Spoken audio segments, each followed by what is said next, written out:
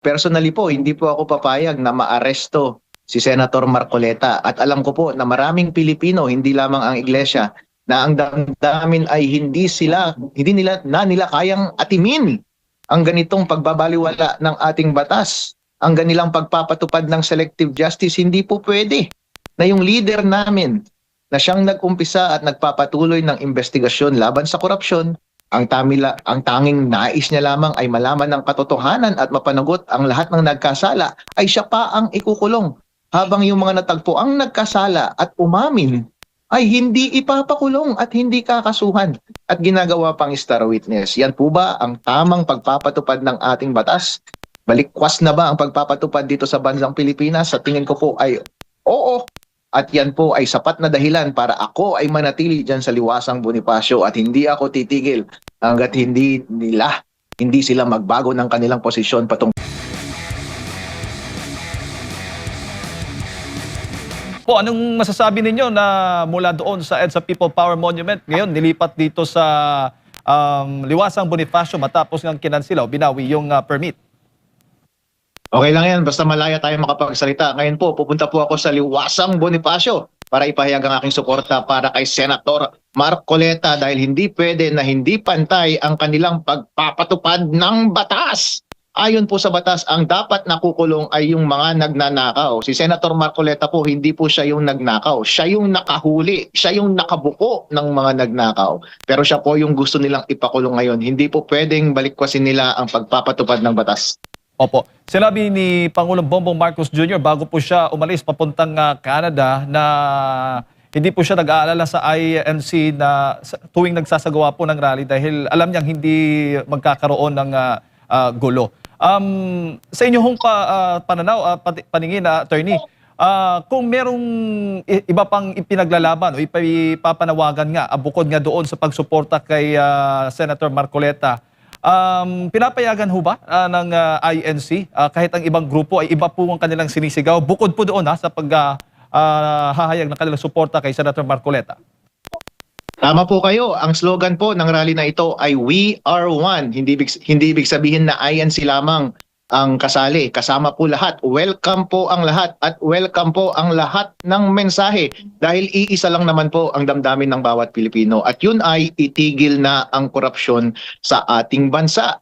Hindi po mali na magsalita laban sa korupsyon. Hindi po mali na ipagpatuloy ang investigasyon laban sa korupsyon. Hindi po mali na ilabas ang katotohanan. Hindi po mali na manawagan na maipakulong ang lahat ng mga nagkasala. Wala pong mali doon at yun po ang gustong marinig ng lahat ng taong bayan. Iisa po ang ating boses. Sa lahat po ng mga Pilipino na nagsishare ng mensaheng iyon, welcome na welcome po para pumunta sa Liwasang Bonifacio at iparinig natin kay BBM ang mensaheng iyon na huwag ipitin ang pagpapalabas ng katotohanan tungkol sa nangyayaring korupsyon sa ating bansa. Opo, marami sa mga nagprotesta noon ang kinasuhan, inaresto dahil nga daw sa kanilang mga inihayag laban nga sa administrasyon, partikular na sa Pangulong Bongbong Marcos Jr.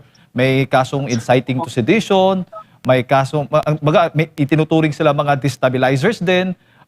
Attorney, saan ba lulugar, paano ba dapat balansehin ng taong bayan ang kanilang pagpapahayag? Dapat ba may limitation? Paano ba para sa kaalaman ng lahat? Huwag po tayong matakot dito sa administrasyong ito dahil nangiipit lamang sila. Ako po mismo ay may kaso na inciting to rebellion, inciting to sedition.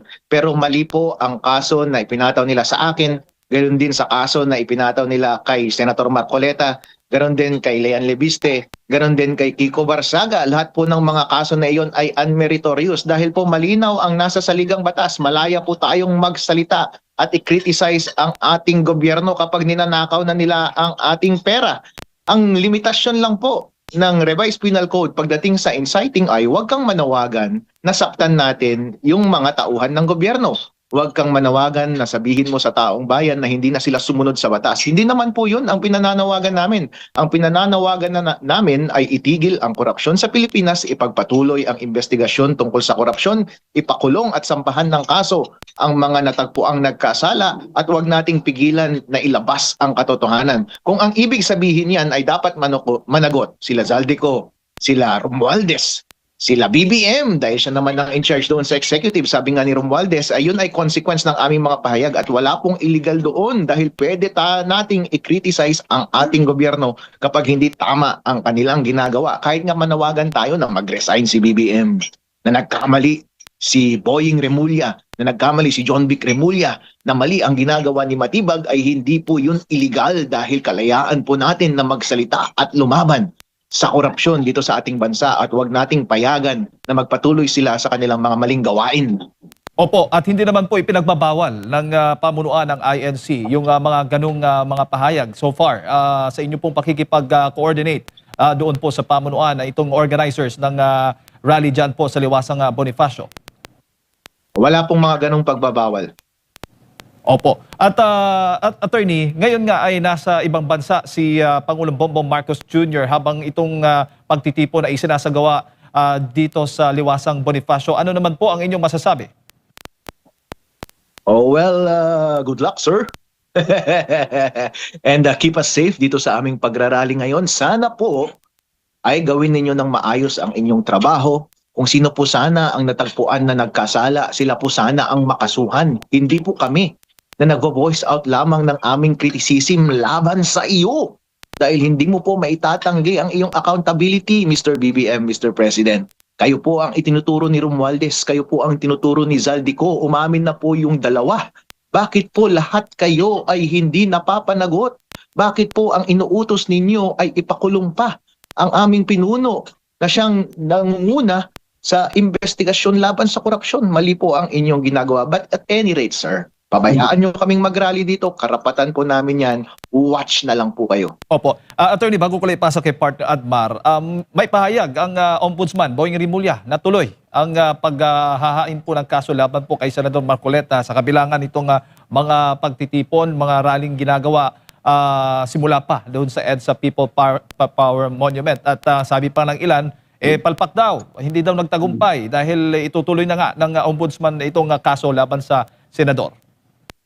Dituloy din po kami sa aming pagrarally at personally po, hindi po ako papayag na maaresto si Senator Marcoleta. At alam ko po na maraming Pilipino, hindi lamang ang iglesia, na ang damdamin ay hindi nila kayang atimin ang ganitong pagbabaliwala ng ating batas, ang ganilang pagpapatupad ng selective justice. Hindi po pwede na yung leader namin na siyang nag-umpisa at nagpapatuloy ng investigasyon laban sa korupsyon, ang tanging nais niya lamang ay malaman ng katotohanan at mapanagot ang lahat ng nagkasala, ay siya pa ang ikukulong. Habang yung mga natagpo ang nagkasala at umamin ay hindi ipapakulong at hindi kakasuhan at ginagawa pang star witness. Yan po ba ang tamang pagpapatupad ng ating batas? Balikwas na ba ang pagpapatupad dito sa bansang Pilipinas? Sa tingin ko po ay oo. At yan po ay sapat na dahilan para ako ay manatili dyan sa Liwasang Bonifacio at hindi ako titigil hanggat hindi sila magbago ng kanilang posisyon patungkol sa kanilang pagpapatupad at pag-aresto kay Senator Marcoleta. At alam ko po, marami dyan sa Liwasang Bonifacio ngayon, ganun ang damdamin. Hindi po talaga kami papayag na arestuhin ang aming leader. Dito lang po kami. Tingnan po natin kung saan makakarating ang aming aktibidad. Attorney, magandang hapon, si Admar po ito. Ginigiit ng mga kalahok nga dyan sa rally mula People Power Monument hanggang dyan po sa Liwasa na mayroong selective justice. Dinay ito ng Pangulo bago pa siya pumunta sa Canada. Meron po bang pananagutan kung mapapatunayan nga o paano mapapatunayan itong selective justice po, attorney, dahil na ang naririnig natin na weaponize na rin yung iba't ibang mga branch of government natin pagdating sa mga kritiko ng administrasyon. Ang selective justice implementation po ay malaking pananagutan po yan sa batas. Ang isinumpa pong tungkulin ng ating Pangulo ay to execute all the laws of the Philippines at kasama po dyan ang pag-prosecute ng lahat ng nagkakasala. At implicit po dyan ay dapat pabayaan niyang magkaroon ng investigasyon tungkol sa korupsyon dito sa Pilipinas. Kaso nga lang, kung ang inuutos niya sa kanyang departamento ay pakawalan ang mga nagkasala. Itinatanggi niya ang kanyang responsibilidad na sila ay kasuhan at ipakulong. Pagkus ang kanyang ipinapakulong ay yung mga taong kumokontra sa kanya, ang mga nagsasalita laban sa kanya. Yan po ay malinaw na pagbaliktad sa kanyang tungkulin na ipatupad ang lahat ng batas dito sa ating bansa. Dapat po siyang managot. Opo. Dito naman po sa issue po ng flood control, no, nabanggit mo na nga na si dating Secretary Bonoan ay magiging state witness. Nagtutugma po ba ito sa tingin niyo po sa mga investigasyon po na ginawa pa mula noon hanggang sa panig ni Senador Rodante Marcoleta hanggang sa iba pang mga investigasyon, or mahahalata na talagang may plano sila na may pagtakpan sa pamamagitan nitong kay Secretary Bonoan? Halata ko na merong pinagtatakpan na tao. Simula po nung umpisa na nagkaroon ng flood control investigation, napangalanan na po lahat ng tao. At umamin na po sila. Umamin na si Saldico, umamin si Romualdez. In fact, tinuturo nga nila si BBM. Lahat sila, ang kulang na nga lang, isampa na natin yung kaso sa Sandigan Bayan. Pero anong ginagawa nila? Yung mga kaso kuno nila ay nandun pa rin sa preliminary investigation doon sa ombudsman. Wala pang ine-elevate doon sa Sandigan Bayan. Therefore, wala pang warrant of arrest, wala pang criminal trial. Ang inuuna pa nila ay yung criminal trial and arrest ng namuno ng Blue Ribbon investigation na si Marcoleta. Hindi po pwede yun. Ngayon po, sa ginagawa nilang state witness, yung mga dapat na ginagawang primary accused doon sa mga criminal cases ng plunder at pagnanakaw ng pera ng taong bayan. Kapag sinabi mo pong state witness, ibig sabihin umaamin ka na siya ay nagkasala. At kapag sinasabi mo rin na state witness, hindi siya yung pinaka nagkasala. So kapag inamin mo na si Secretary Bonoan ay state witness at nagkasala, so sino ang mas nagkasala sa kanya na dapat niyang ituro? O wala ka namang in-identify. Si Saldico ba? Si Romualdez ba? O si BBM? Pero kapag dineklara mo ang isang witness na state witness, ang magdedeklara niyan is yung criminal trial court. O nasaan yung kaso mo ngayon in which magi-state witness si Bonoan? Sino ang primary accused mo doon? Wala naman. Ibig sabihin, pambobola lang yung ginagawa nilang state witness kasi wala namang formal declaration na may state witness kasi nga wala namang formal na criminal case laban sa isang mas guilty na tao kaysa kay Bonoan. Alright po. So lahat po ng ginagawa nila ay pagbaliktad, kahit ano pang paikot-ikot ang gawin nila at eksplanasyon, hindi mo naman maitatanggi na lahat ng taong bayan po, malinaw ang pagtingin nila sa trato ng administrasyong ito dito sa investigasyon ng flood control. Lahat po ng napangalanan ay walang kaso, ginagawang state witness at napapalaya. Pero yung mga nag-iimbestiga at nagsasalita at nais lamang ilabas ang katotohanan, sila po ang kinakasuhan at ipapakulong. Hindi po pwede na makulong ang ating leader na si Senator Marcoleta. Opo, Attorney Soco, ibig sabihin hindi ka panipaniwala kung may halimbawa may ibubunyag si Secretary Bonoan na ang mastermind ay mas mababa pa sa kanya na ranggo. So mas mataas pa dapat sa kanya. Mas kapanipaniwala yun, Attorney. Opo, kasi po, ang ibig sabihin ng state witness, hindi siya yung most guilty. Dapat may mas guilty sa kanya. So far, sa theory ni Zaldico, sa theory ni Romualdez, at sa theory ng Blue Ribbon investigation, at lahat ng testimonya ng relevant witnesses, hindi talaga natin may tatanggi na ito tinuturo nila yung executive department. Sino bang executive department? Sabi ng konstitusyon, the executive shall be only the president. Kayo kasi nating sabihin na siyang may kasalanan. Siya naman talaga ang may kasalanan eh. Ba't kasi ayaw nating sabihin yon? Siya naman talaga ang may kasalanan. Yun na lamang ang hinihintay natin. Okay po. Opo. So, sige, kasuhan natin si Bonoan, kasuhan na natin si Saldico, Romualdez, yung mga mas mataas sa kanila hanggang sa presidente na po. Gawin na po natin lahat yon. Huwag na nating hintayin pa. Opo, Attorney, ang pangamba dito ay kung hindi matibay, halimbawa merong kaso ng mga malalaking pangalan, pero hindi naman matibay ang pagkakagawa at mababasura lang, parang pwedeng ganun din ba yung magiging gagawin para ipalabas ko na meron siyang kasalanan pero hindi naman pulido, hindi naman solido yung pagkakagawa ng kaso? Ano pa po bang ebidensya ang kanilang hinihintay? Naglabas na ng sariling statement si Saldico at Romualdez at willing silang mag-participate doon sa kaso. Naglabas ng mga expose si Leon Leviste. Ang daming mga ebidensyang lumabas doon sa investigasyon ng Blue Ribbon Committee ni Marcoleta.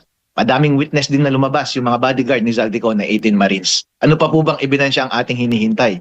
Sa akin pong paningin ay napakalakas po ang ebidensya para mag-convict na po tayo ng mga totoong nagkasala. Yan lamang po ay palusot nila para hindi nila ituloy yung kaso. Kung sa tingin nyo po ay kulang pa, bakit hindi po kayo gumagawa ng hakbang para maghanap pa ng ebidensya? At ang tanging paraan lamang yan ay paandarin po ninyo yung ipagpatuloy ninyo yung investigasyon pa rin dun sa Blue Ribbon Committee. O kaya ipagpatuloy ninyo at gawin yung public yung ginagawa ninyong investigasyon diyan sa Ombudsman. O kaya i-elevate nyo na nga sa Supreme Court ay sa Sandigan Bayan dahil meron naman ng reasonable conviction, ay si reasonable belief na mako-convict yung mga tao dahil sufficient na yung mga ebidensya. In other words po, kapag sinasabi nila na wala pang kaso dahil baka mahina pa ang ebidensya, bago kami maniniwala sa inyo, ay pakita nyo muna na sincero kayo na aktibo kayong magkalap ng ebidensya at hindi ninyo pinapatahimik at ipinapatigil yung mga aktibong investigasyon laban sa flood control scandal, hindi nyo kinakasuhan at pinapatahimik at ipinapakulong yung mga nagsasalita laban sa flood control corruption. At sana po kami, ako, si Lian Lebiste, si Kiko Barsaga, si Mike Defensor at si Senator Marcoleta, sana po ay wala kaming kaso at hindi kami in danger na makulong.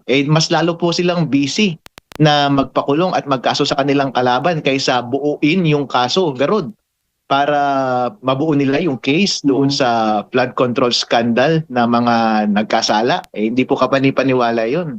Opo, natanong ko po yun kasi mayroon pong puna ang ating mga kababayan kasi nung una, nung hindi pa pumapalit or naglumilipat ng posisyon si Senator Joel Villanueva, sa pahayag ng Ombudsman, kumpiyansang-kumpiyansa, within 2 weeks daw, masasampahan na ng kaso. Tapos, ang pinaka-latest, biglang humina kasi hindi daw sila satisfied. Yung mga ganun mga pahayag po, Attorney. Ayun ang tinatawag nating selective justice po. Meron din po ang nangyari kay Mr. Escudero at saka kay Villanueva. Noong kapag nakikita nila na hindi sumasang-ayon sa administrasyon yung senador at sinusuportahan nila yung Blue Ribbon investigation, sila po yung kinakasuhan.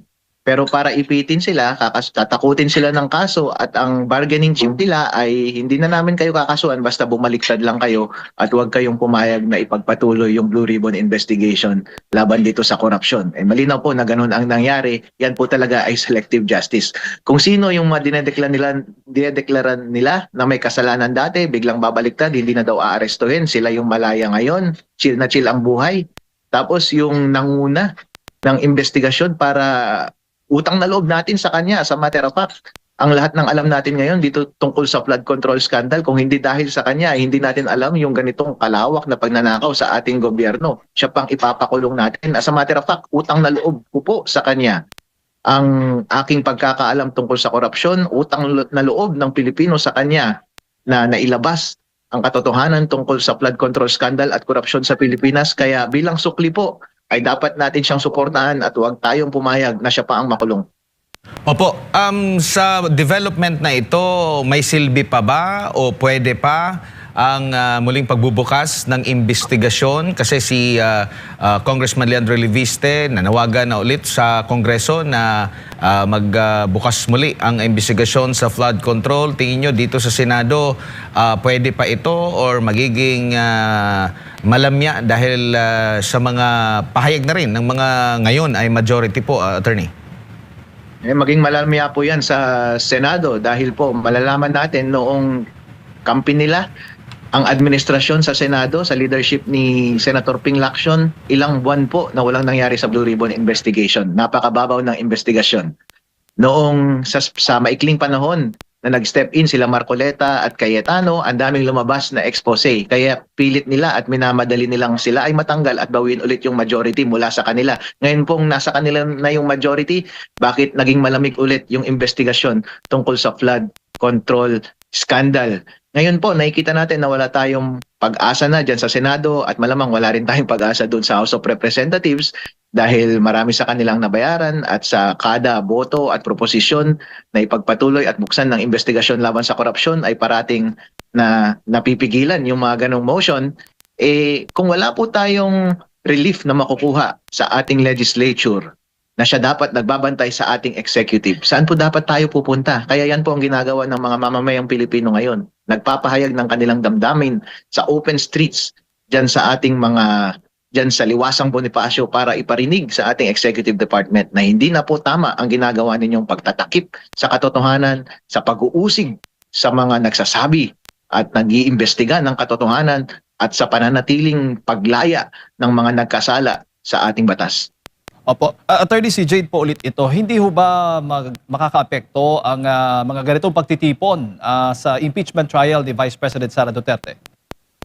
Ay, hindi po makaka-epekto ito. As a matter of fact, si Vice President Sara Duterte ay nagbigay na rin po ng statement na sinusuportahan niya ang movement ngayon ng INC at lahat ng kanilang kasama in the We Are One movement.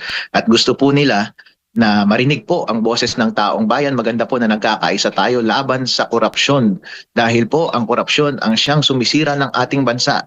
Ang siyang sumisira ng ating pagiging sigla at mayaman bilang isang bansa. Hindi po pwedeng mangyari yan. At responsibilidad po na ni Vice President Sara Duterte bilang second executive ng ating bansa na i-lead tayo morally sa tamang direksyon na dapat nating pupuntahan dahil po under the leadership ni BBM, ano po ang nangyayari sa atin?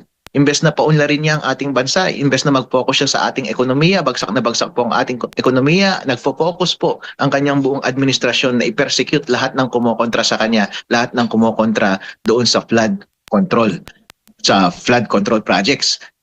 Dapat po ang tama nating direksyon ay ilabas lahat ng katotohanan, lahat ng managot ay dapat managot, at lahat po ng nagsasalita ay dapat malaya silang ipahayag ang lahat ng kanilang damdamin. Opo, si Vice President Sara Duterte ba, may ideya ho ba kayo kung dadalo siya sa pagtitipong ito?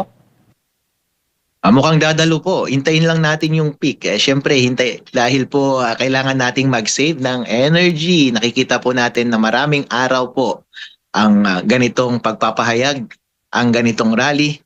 At ako rin po mismo kailangan ko mag-step out para maligo. Dahil medyo malagkit-lagkit at maasim-asim na rin po ako kapag magtatagal ako doon masyado. Ganun din po. Tumatiming din po ako sa peak ng event para mag-deliver ng aking speech. Abangan nyo po, hindi pa po nangyari iyon.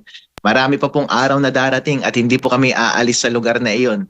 Isang bagsakan po lahat ang mangyayaring rally talaga diyan sa Liwasang Bonifacio para i-rally namin ang taong bayan na gumawa na ng hakbang at sa wakas ay itigil na ang ginagawang korupsyon dito sa ating bansa. Sa tingin mo, Attorney, huli na lang, ilang araw kaya ito magtatagal ang mga pagtitipong ganito? Indefinite po. Dahil ang damdamin ng taong bayan na lumaban ay indefinite at willing po ang buong mamamayang Pilipino na ialay ang kanilang buhay, ang kanilang lakas, pawis at dugo para po tayo ay iligtas mula sa korupsyon dito sa ating bansa dahil hindi na po tayo pumapayag na magpatuloy ang ganitong sistema kung saan ang mga nasa makapangyarihan ay malaya na kapag nanakaw ng pera ng taong bayan at kapag dumating na ang panahon na sila ay mapanagot, sila po ay nagiging malaya at ang pinapakulong po ay yung mga nagsasalita laban sa kanila. Hindi na po tanggap ng taong bayan ang ganitong sistema. Kapag ako lang po ang masusunod at kapag sila lang po ang masusunod, indefinite po yan. Hanggat walang pipigil sa amin, nandyan po kami hanggat hindi nagbabago ang sistema ng Pilipinas. Opo. Attorney, siguro huling mensahe po ninyo sa lahat ng ating mga kababayan na nanonood po at nakikinig sa mga oras na ito sa inyo. Mga kababayan, mga Pilipino, pupunta po ako sa Liwasang Bonifacio mamaya at araw-araw po akong nandyan. Magsama-sama po tayo at i-enjoy po natin.